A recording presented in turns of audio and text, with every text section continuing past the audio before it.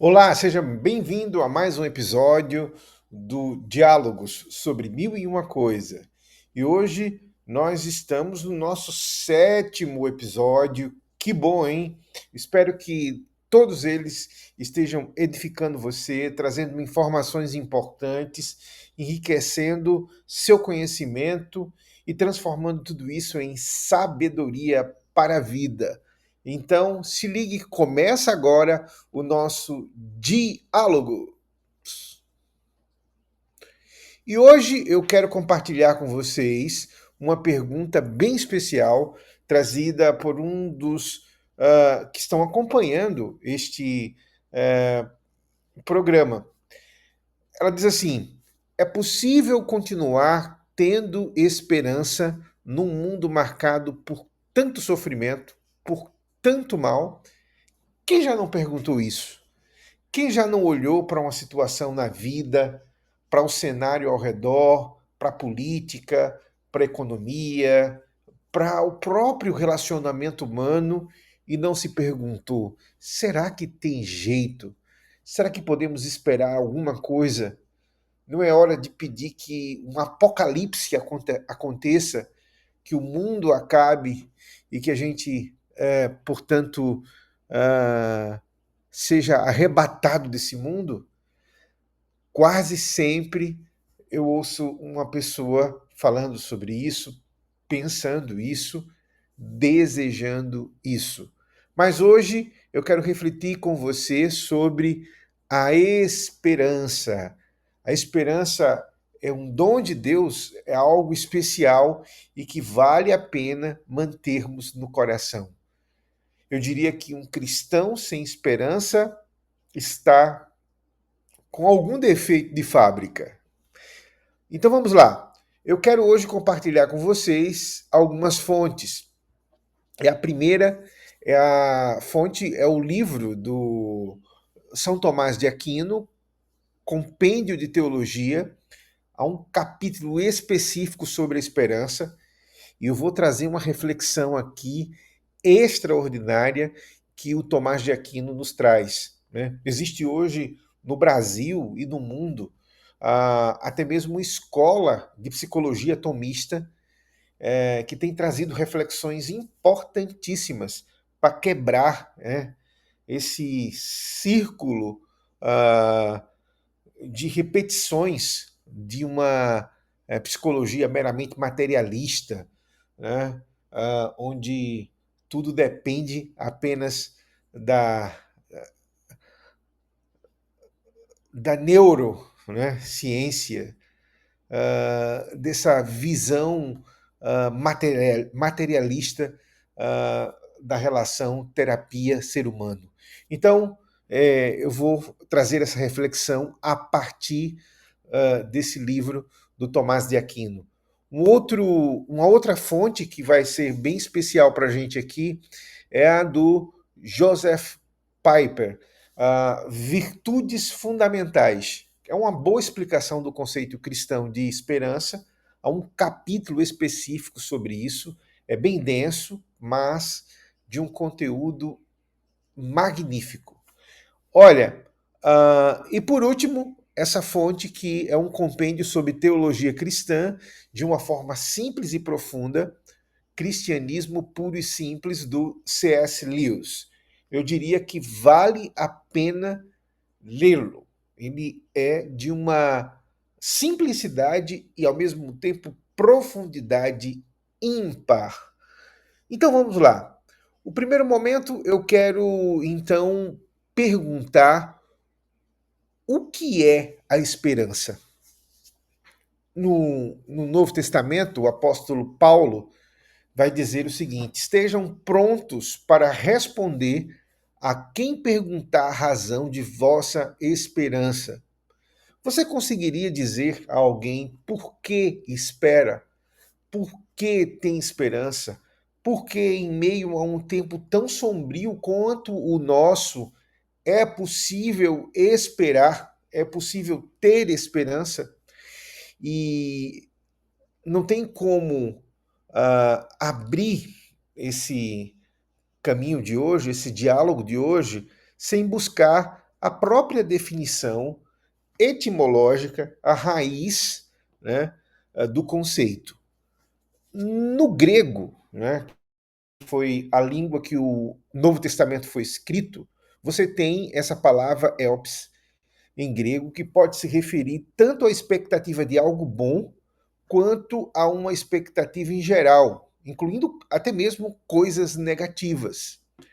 Mas vejam, quando a gente vai falar do âmbito cristão, e principalmente do Novo Testamento, essa espera tem o seu fundamento em Deus. É uma confiança em Deus. É a ideia que, mesmo que venha algo bom, ou mesmo que venha coisas negativas, é possível esperar que haja uma redenção, que haja uma reconstrução, que haja um socorro. Ah, mais à frente, quando a gente vai ter o domínio da língua latina, a raiz indo-europeia da palavra esperança é espe, que significa expandir, aumentar, ter êxito, levar qualquer projeto adiante, seja ele de ordem física ou psíquica. Então, a esperança vai já ter aí a ideia de mover-se, de caminhar. Porém, a gente precisa ter cuidado com uma armadilha que o tempo moderno propôs. E a gente vai ver lá na frente, que é a ideia de que esperança é apenas ação. Se não houver ação, não há esperança. Vamos explicar isso melhor mais à frente. Então vamos lá. Definindo os termos, eu quero trazer para você algumas perspectivas que foram assumidas como esperança no tempo moderno e que eu denominei aqui por esperança humana, né? A esperança na expectativa de que o ser humano pudesse fazer alguma coisa para redimir, para consertar com suas próprias mãos. Aquilo que a gente poderia chamar de messianismo humano. O ser humano é a própria redenção, é o próprio conserto da história da vida humana. E esse primeiro pensamento vem caracterizado por uma ideia da relação entre a esperança e o absurdo. Essa escola vai dizer o seguinte: quando a gente olha para o mundo, quando a gente olha para a realidade, quando a gente olha para a totalidade, tudo isso está caracterizado como um absurdo. Não há uma mente pensante, um propósito, algo que a gente possa se agarrar, transcendente, um futuro melhor. A vida é absurdo. A vida é o instante e a possibilidade de a qualquer momento a gente ser atropelado por algo assustador que leve embora a perspectiva do nosso futuro. Então, o que é que nós precisamos fazer? O que é ter esperança diante desse absurdo? É revoltar-se contra ele e assumir a sua própria vida. Um dos escritores que melhor lida com essa ideia é o escritor francês Albert Camus. Ele diz o seguinte: a esperança, enquanto transcendência em um futuro melhor, é uma ilusão que deveríamos abandonar e abraçar a vida como um absurdo, porém, afirmando a vida. Olha só que contexto cheio de angústia, de a perspectiva de nada, né? Apesar que o caminho vai dizer que é justamente mediante essa angústia do nada que o ser humano precisa se levantar e se afirmar, lutar contra o próprio destino, lutar contra o nada e dizer: eu tenho o poder de escolha. Né? É uma ideia de que todo o processo está sobre os nossos ombros. E a palavra, o título que ele vai dar a essa luta é a revolta. revoltar-se contra esse absurdo e afirmar-se como ser humano. A outra perspectiva de esperança tem a sua raiz ali no marxismo, né? Nessa construção iluminista também, que é a ideia de que todas as coisas estão nas mãos do ser humano, seja através da razão, seja através da dimensão econômica, seja através da luta política. E o que seria então a esperança? A esperança seria justamente transformar a utopia em realidade. A esperança seria então a criação de um futuro que vai existir a partir do desejo humano, vai existir a partir do conceito humano, do coração humano. Então, se eu quero transformar uma realidade, eu preciso ter esperança que eu tenho força para isso, que eu preciso me levantar, olhar para longe, para o futuro, abrir o olhar para o que está por vir. Esperança anda ao lado da ação, da praxe, construir um futuro. Inclusive, houve uma escola de filosofia chamada Filosofia da Esperança, que tinha toda a sua base nessa ideia de construir o amanhã. É um pouco do que acontece com toda essa filosofia woke hoje, de que você pode sim transformar a realidade a partir do seu sonho, do seu ideal, do seu desejo. Você pode ser muito mais do que você é, no sentido de mudar até mesmo a realidade. Essa ideia do transhumanismo, você será aquilo que você deseja.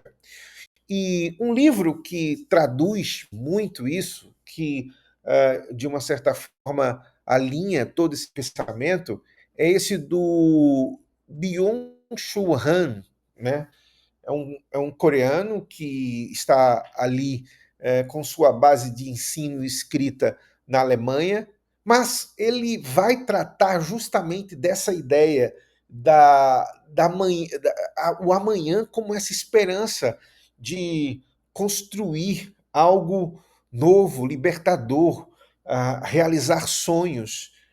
É, uma, é um olhar meramente humanista, meramente de que nós somos os construtores deste futuro. Nós podemos tirar do nada esse futuro. Nós podemos dar uma existência àquilo que não existe. É quase que nos colocando como deuses, né? Porque só Deus pode construir alguma coisa do nada, né? E toda essa turma está ali vindo daquele conceito hegeliano de que eu posso transformar o futuro a partir da negação do presente e a construção de algo que está apenas na minha mente. Então, esses dois pontos, né, vão também se alinhar com um terceiro, que é pautado aí por esse escritor dinamarquês, Kierkegaard. E ele vai dizer que a esperança é um salto da fé, né? A esperança é aquilo que nos move a passar para a ideia de que o próprio Deus é algo subjetivo, e que eu preciso acreditar nisso para dar um mergulho na fé. É um Deus, quando você vai olhar, também materialista, não transcendente. Na verdade, esse Deus está na subjetividade de cada indivíduo. E olha o que ele vai dizer: quando nem a arte, nem a moral, nem a religião responde ao homem, e aqui religião no sentido ritualista, no sentido das denominações, da religião tradicional, esse homem vai se encontrar com desespero. Ele tem um livro, esse livro, A Doença para a Morte, tem como subtítulo O Desespero Humano. E a única maneira de vencer esse desespero é dar esse salto de fé, esse salto subjetivo. Ele é não racional, Não tem como você explicar Deus, não tem como você explicar esse encontro. Ele é algo que precisa ser, portanto, uma aposta. É o que muitas pessoas vão repetir hoje, até mesmo em alguns púlpitos.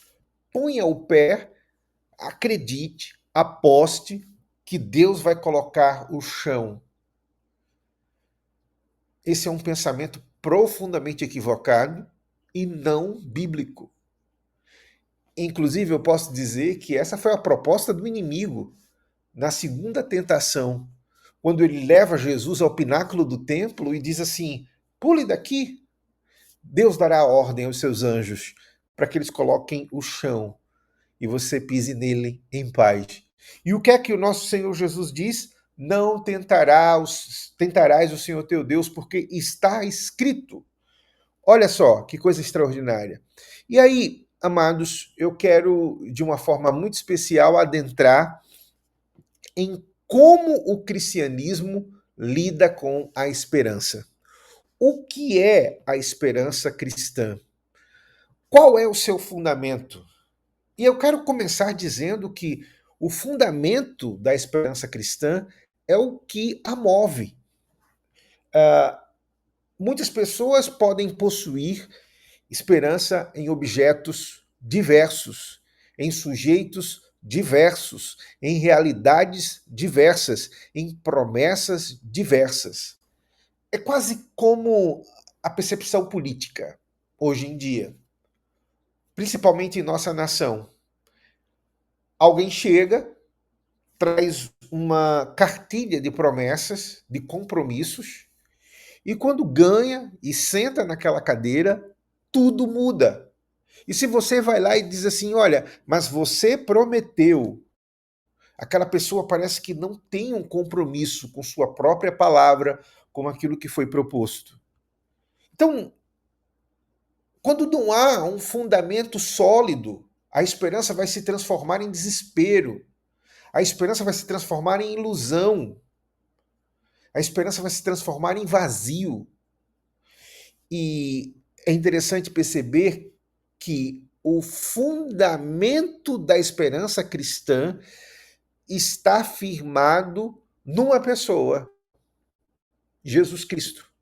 E nas suas promessas, nós esperamos aquilo que Cristo nos propõe. Nós esperamos aquilo que Cristo nos promete. Nós esperamos aquilo que Cristo aponta para uma perspectiva de projeção, de vocação, de ideal, de perspectiva para a vida humana. A segunda coisa que podemos ver, e essas três coisas são baseadas nas reflexões do Joseph Paper, é que essa esperança não está firmada nos nossos méritos. Eu não espero naquilo que eu consigo fazer, construir, desenvolver, e muito menos naquilo que as outras pessoas podem fazer e desenvolver. Eu espero na graça de Deus.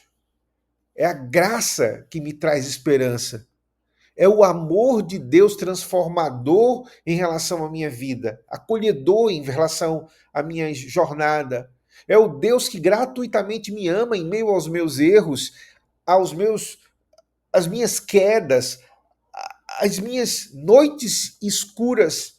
É esse Deus que está ali e que me ama de uma forma plena, misericordiosa, transformadora, que é a razão da minha esperança. Então, eu posso esperar mesmo quando eu sou uma traição a mim, mesmo quando eu não consigo ser aquilo que eu prometi ser. O fato de ter um Deus que me ama e que não desiste de mim me traz esperança, ou deve me trazer esperança, deve colocar no meu coração esperança, deve trazer ao coração de um pai que está lutando pela transformação do seu filho esperança, deve se trazer ao coração de um amigo que não consegue ver o quanto o seu amigo está indo para o abismo. Esperança. A esperança é pautada nessa graça divina que, como diz o apóstolo Paulo, mesmo quando nós estávamos em nossa miséria, ele teve misericórdia de nós, ele nos amou. A terceira coisa que a gente precisa pontuar como essa estrutura, esse fundamento da esperança cristã é a vida eterna. Sabe, quando a gente olha para muitas pregações, para muitos púlpitos, para muitas realidades de diversas igrejas, de centenas de igrejas hoje, essa mensagem da Canaã celestial, da vida eterna, do outro mundo, perdeu-se. C.S. Lewis, neste Cristianismo Puro e Simples, ele vai dizer que uma vida que tem a sua esperança, uma vida cristã que tem a sua esperança apenas na terra, é uma vida iludida, destruída. Mas uma vida cristã que consegue ter esperança no outro mundo, na vida eterna, no Senhor que está além de todas as coisas, encontra redenção nas coisas da terra, encontra uma reestruturação de sua vida, dos seus relacionamentos, e a gente vai voltar a isso mais à frente.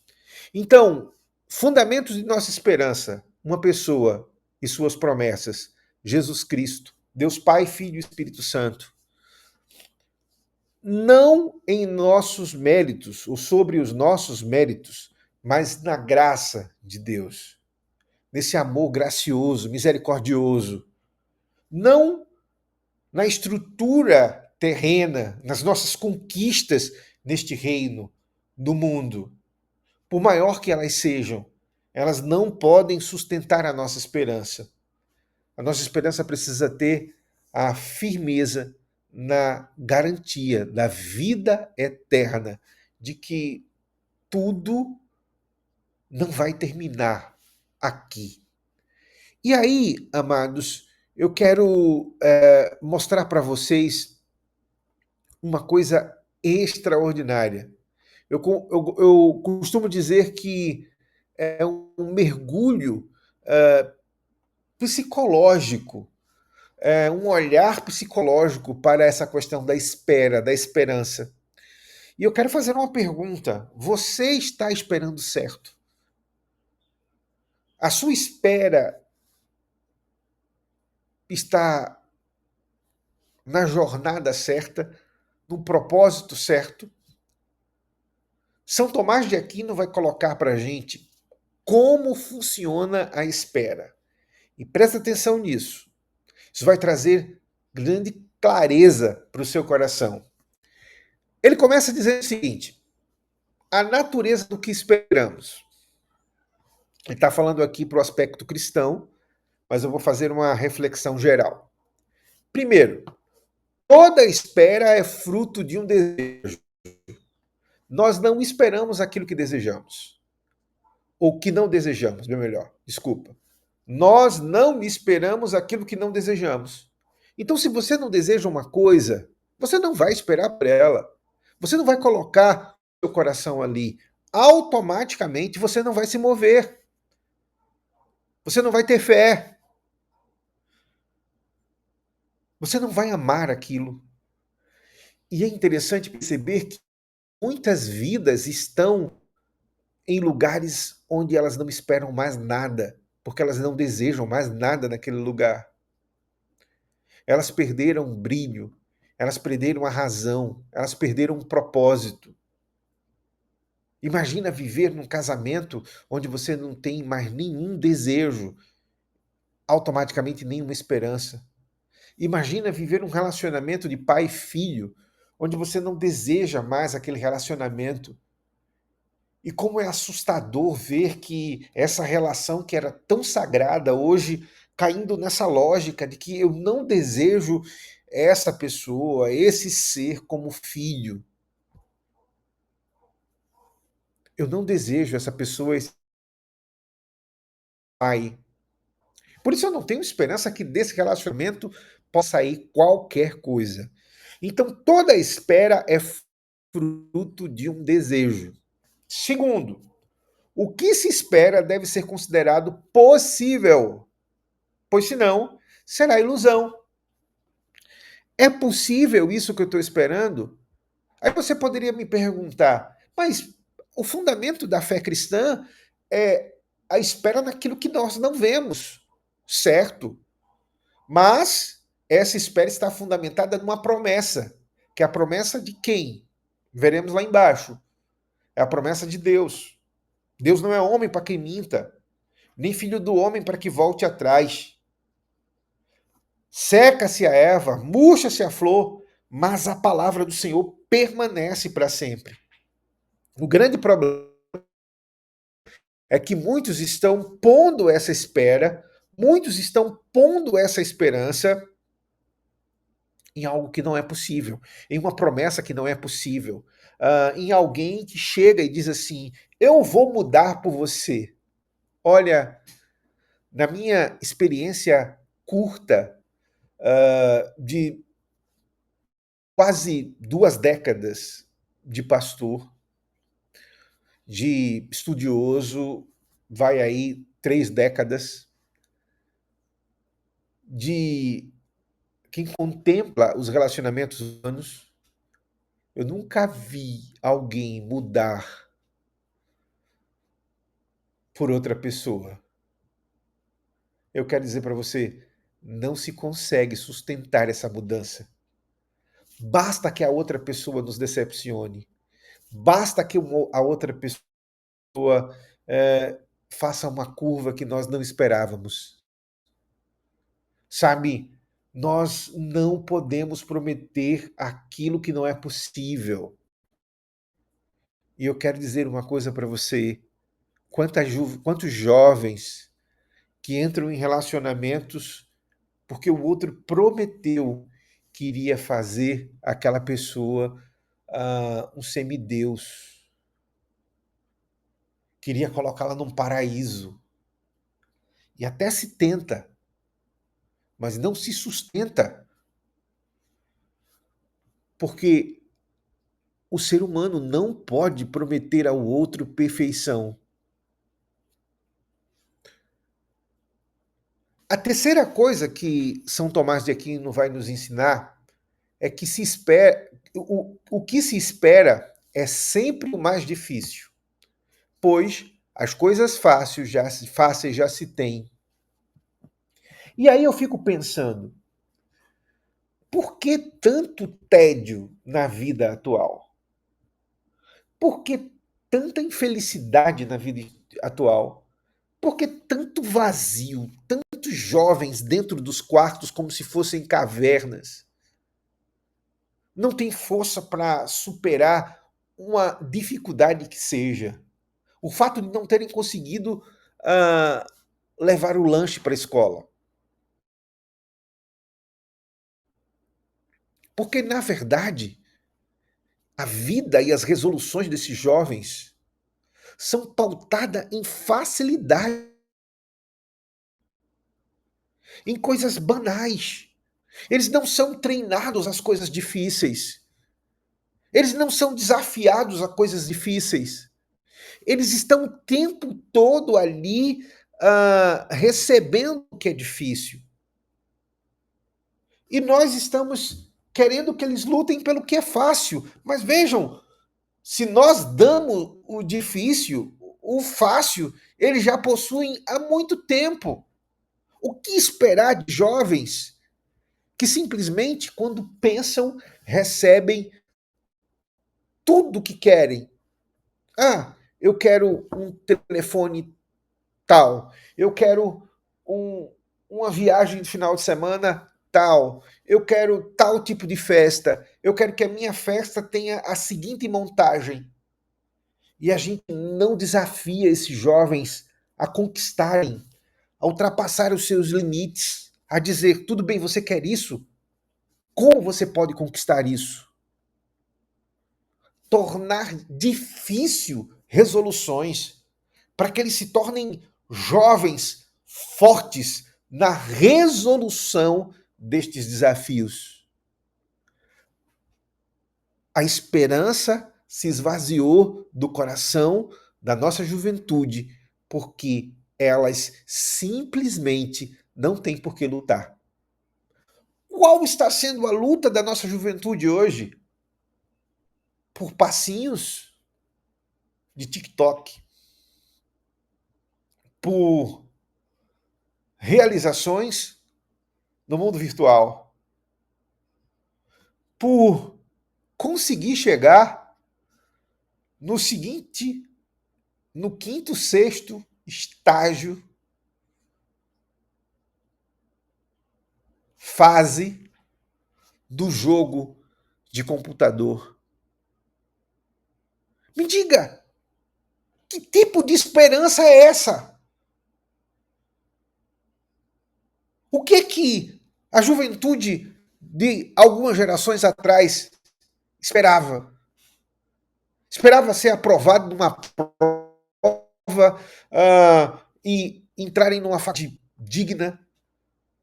Esperavam passar pelo teste militar e ficar ali e crescer dentro da carreira? Esperavam desafios de conquista?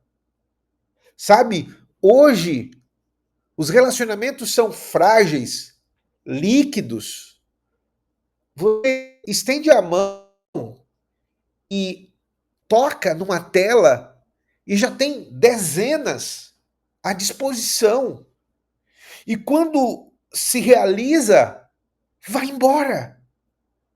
Tudo é fácil. Logo, não se luta e não se nutre esperança.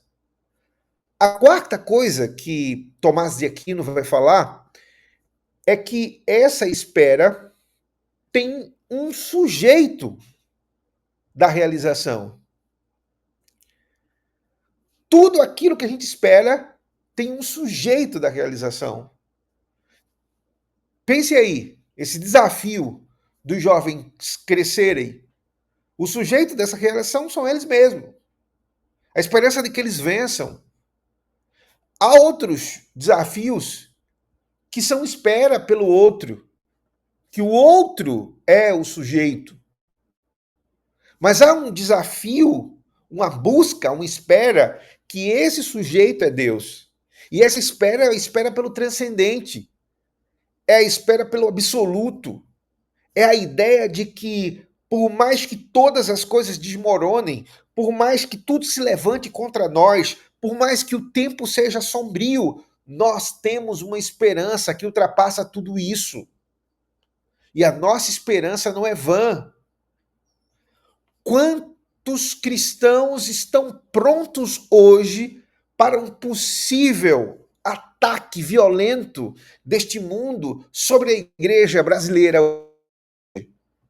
Quantos resistiriam a perseguições, a prisões? Quantos?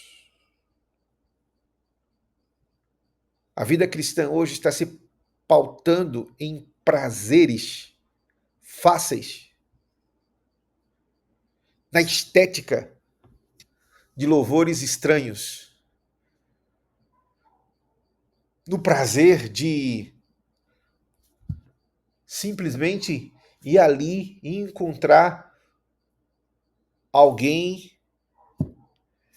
que esteja usando a mesma roupa, falando a mesma linguagem, curtindo o mesmo som, mas que não tem nenhuma profundidade em relação à transformação, alianças, compromissos e principalmente continuidade. Essa espera que é continuar, essa espera que é caminhar, essa espera que é ir rumo à promessa. E aí, eu quero trazer para você, nós estamos indo aqui para o final dessa jornada, eu quero trazer para você uma coisa que o C.S. Lewis nos ensina. Ele diz o seguinte, ele de uma certa forma bebe de Santo Agostinho, mas eu quero trazê-lo. Que todos nós temos o desejo de Deus dentro do nosso coração. E essa é uma coisa que nos falta, que nada pode suprir. Nada pode suprir essa falta. Nada. Ponha o que for neste lugar e você vai continuar ali vazio. Ponha o que for neste lugar e você vai continuar esperando. E essa esperança, se você não tomar cuidado, vai se transformar em desespero, porque você vai dizer: caramba, eu continuo aqui vazio, não tem jeito. Olha o que ele diz no cristianismo puro e simples. A maioria das pessoas, se tivessem aprendido a examinar profundamente seus corações, saberiam que querem algo que não podem alcançar neste mundo. E é justamente aí que ele vai dizer: as pessoas que querem satisfazer esse desejo nas coisas deste mundo serão as mais infelizes e perderão o sentido deste mundo. Porque esse mundo vai se transformar em algo vazio, em uma prisão. Vai se transformar em algo que destrói a própria alma. As pessoas que vivem em busca das coisas que são meramente material para preencher esse vazio transcendente de Deus, mesmo que elas encontrem saúde, comida, prazer, dinheiro, vai sempre faltar alguma coisa. E elas se sentirão vazias, mesmo em meio a posses. Mas aquelas que encontrarem em Deus a plenitude desse vazio, elas, quando olharem para o mundo, elas vão aprender a agradecer. Elas vão aprender a se relacionar bem com as coisas deste mundo, sabendo o valor de cada um, sabendo o lugar de cada um. Então, esse é um ponto muito importante. Porque pode ser que parte do vazio, da depressão, dessa constante desistência da vida que estamos vivendo hoje, seja fruto de que as pessoas estão transformando coisas e objetos em seus deuses, na busca deste vazio preenchido. São pessoas que estão o tempo todo buscando em algo aquilo que só Deus pode dar, que só Deus pode fazer. E aí eu quero terminar essa jornada de hoje sobre a esperança trazendo aquilo que o C.S. Lewis vai nos falar como as respostas à esperança, a essa busca. Ele vai dizer que há a resposta do tolo, a resposta do desiludido e a resposta cristã. Vamos lá. Eu quero, de uma certa forma, ler para vocês, porque melhor do que ele não tem para explicar isso aí. Ele diz o seguinte: quando o tolo olha para aquilo que ele não possui em relação a esse vazio, esse desejo de Deus, ele põe a culpa nas próprias coisas. Ele passa a vida toda a conjecturar que, se arranjasse outra mulher, fizesse uma viagem mais cara, ou seja lá o que for, conseguiria dessa vez capturar essa coisa misteriosa que todos nós procuramos. E aí ele diz o seguinte: a maior parte dos ricos, entediados e descontentes do nosso mundo são deste tipo. Eles passam a vida toda pulando de uma mulher para outra, de continente para continente, de passatempo para passatempo, sempre na esperança de que o último será, enfim, a coisa certa. E sempre decepcionado. Eu fico vendo isso no esbanjamento que muitas pessoas fazem nos seus nas suas redes sociais, como se elas estivessem afirmando o tempo todo que estão felizes. Mas tudo não passa de uma máscara, porque lá no fundo há vazio.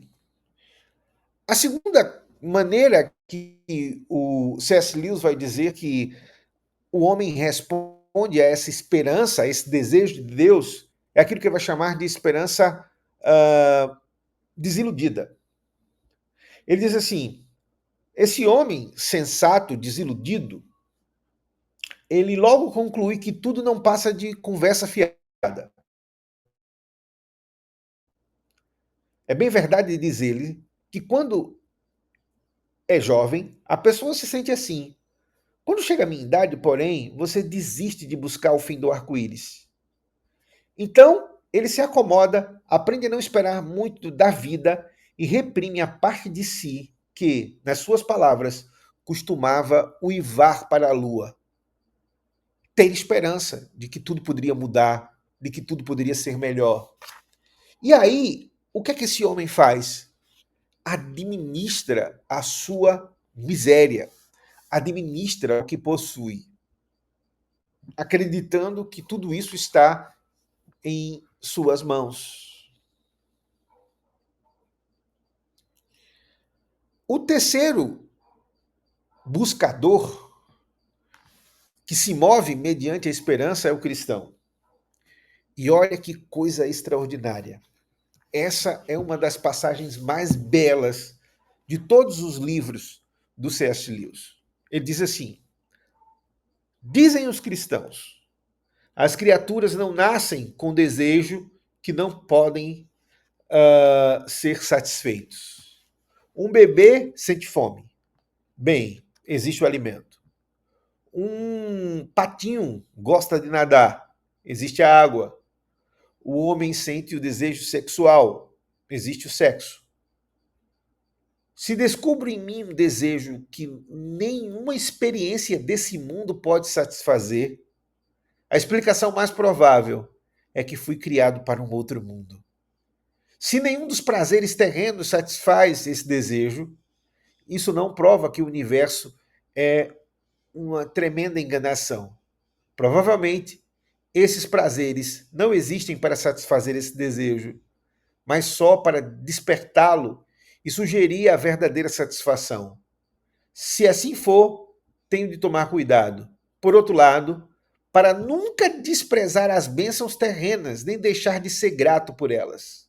Por outro, para nunca tomá-las pelo algo a mais, do qual são apenas a cópia, o eco ou a miragem.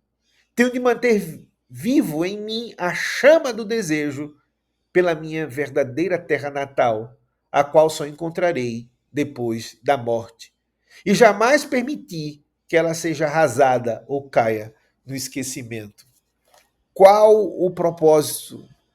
Qual a finalidade? Qual o fundamento? O que você espera? Esse é o ponto central da nossa esperança.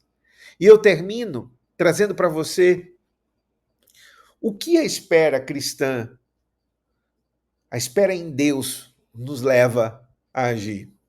Abraão creu, ele esperou.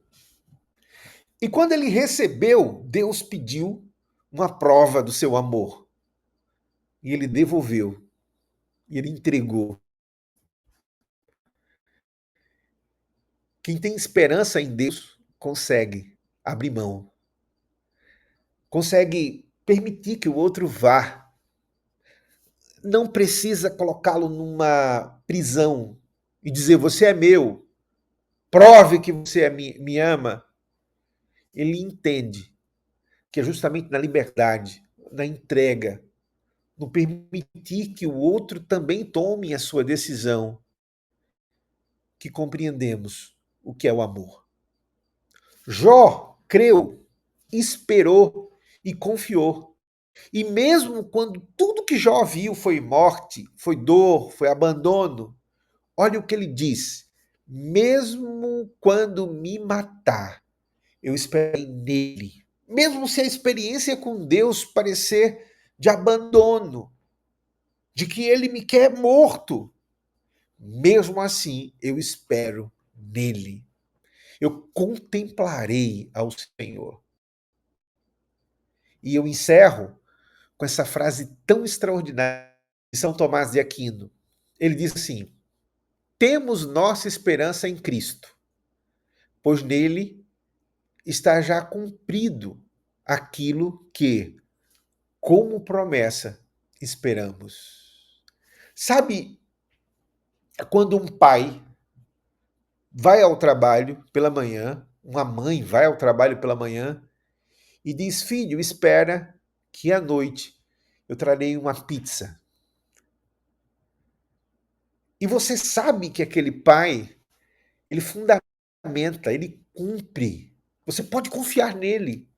À noite terá pizza. Então a promessa já está cumprida. Ele vai vir à noite e trazer pizza, porque ele não mente. Agora multiplica isso pelo infinito. É assim com Deus.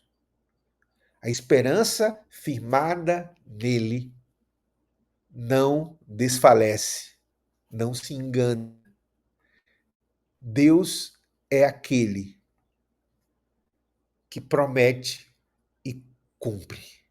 Que sua palavra não nos engana. Que seca-se a erva, murcha-se a flor, mas a palavra do Senhor permanece para sempre. Até o próximo encontro.